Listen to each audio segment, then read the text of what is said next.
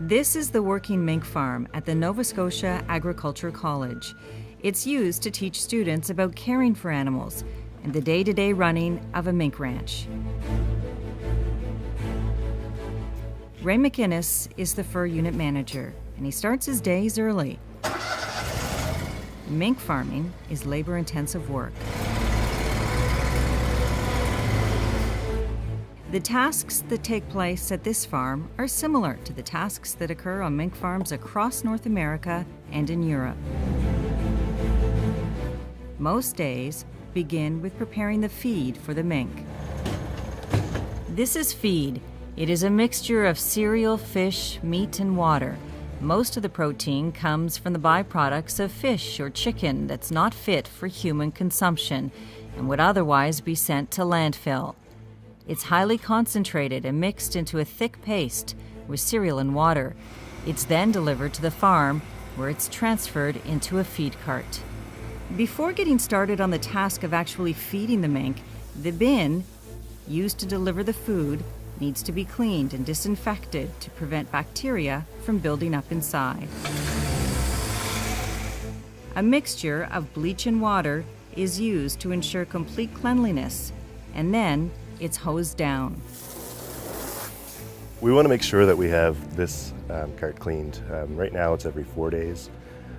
Throughout the warmer weather it's every second day when we get fresh feed. And so we want to make sure that all of the old feed is washed out. Feeding the mink can then begin. The feed cart makes the distribution simple. Each mink gets a small amount put on top of their pens every morning. Some ranches may even feed the mink 2 or 3 times a day, and they become accustomed to being fed this way and usually respond to the sound of the cart being driven by.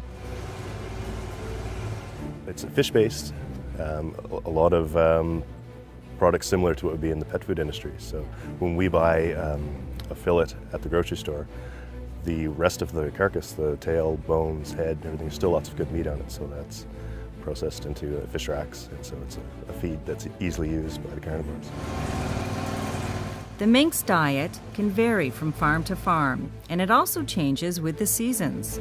When the females are pregnant, for instance, the diet will be modified a bit to accommodate their different dietary needs. Throughout the different seasons for the mink, there's going to be several changes to the fat levels and protein levels to meet the seasonal demands. For example, during lactation, they're going to require more fat, but throughout the winter prior to breeding, you don't want your animals to get over-conditioned, and so there's going to have to be changes made to the ration to accommodate the season. The feed is kept fresh, and it's replenished every day. We want the feed to be a good consistency so that it's not dry and hard-packed, but yet it's not too wet that it falls through the wire and falls on the floor. So you can see it's there. The mink are coming out. They'll eat a little bit at a time. They don't tend to eat a whole lot at once, so we want the feed to be fresh. Mink eat on and off throughout the day, and if at the end of the day there is feed left over, it's taken away and cleaned up. If it starts to dry out, we'll just pick it up, discard it for compost, and just clean off the wire. The mink also have a steady supply of water available through a pipe and a nipple. We have, it's a constant flow water supply, so it's actually gravity fed from the water tower with a circulating pump so that it remains fresh, circulates throughout the barn. The pipes are insulated, so it'll keep them from freezing in the winter. It also keeps the water cooler throughout the summertime. Mink farming is seasonal. Breeding is done in late February or early March. During that time, a good portion of the day is spent putting bedding into the pens. Inside the pens are nest boxes, where the females will have their litter of young. They're referred to as kits. The kits are born in mid-April or early May.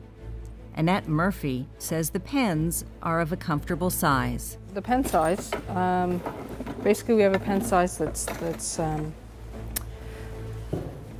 kind of replicates what they would have in the wild. For the boxes, we have boxes here out in the wild. They would have burrows, little holes. They would actually have their kits. And in these boxes, we actually put a divider in, so it's smaller for them them to keep their kits warm. Once the kits begin to grow, the nest boxes are taken out and the kits are separated from the female. Sometimes when they start taking their kits out, we realize that they want a larger area for them. So we can actually take that out and provide that for them.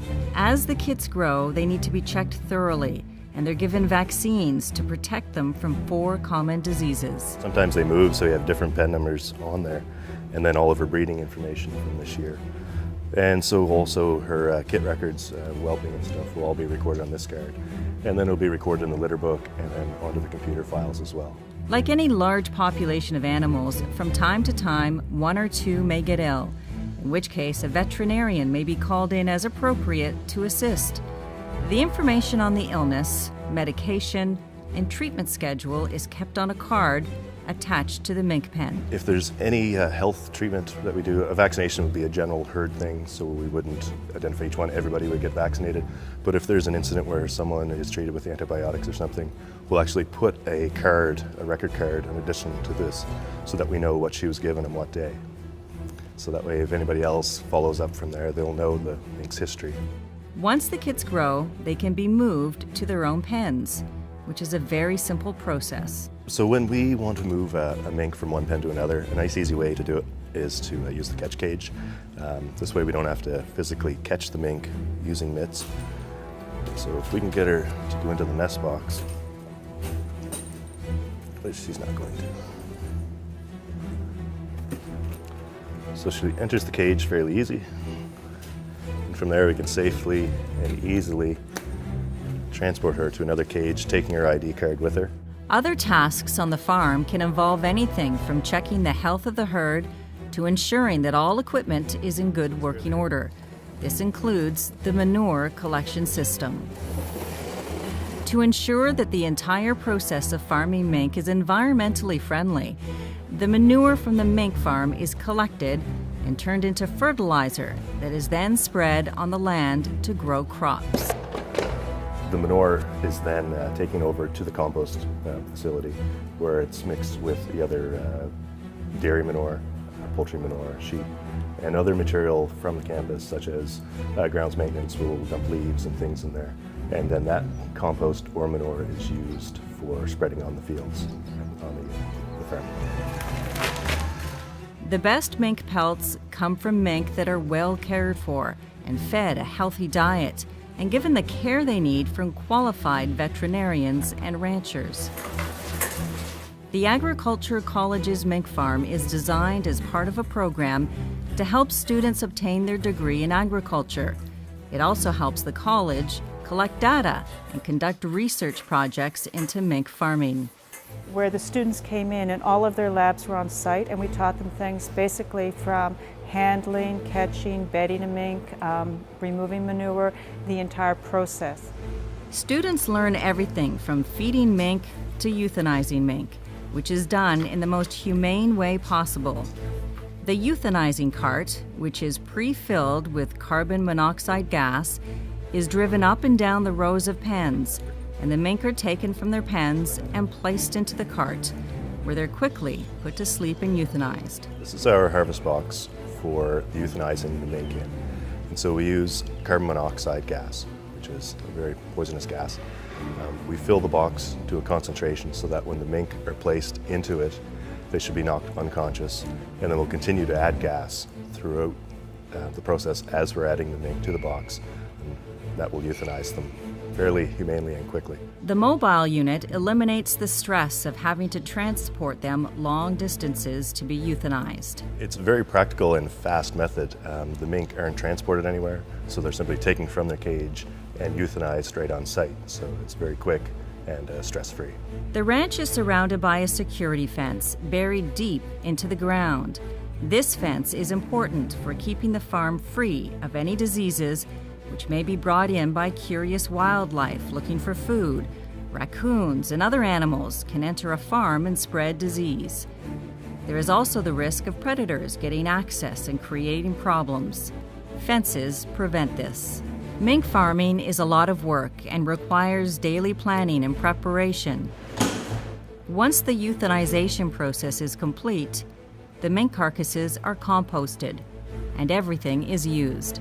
In addition to fur, farmed mink provides fine oils for skincare and waterproofing leather, organic fertilizers and other products, or they may be rendered down to provide raw materials for a wide range of products, from pet food to tires, paint, and even cosmetics.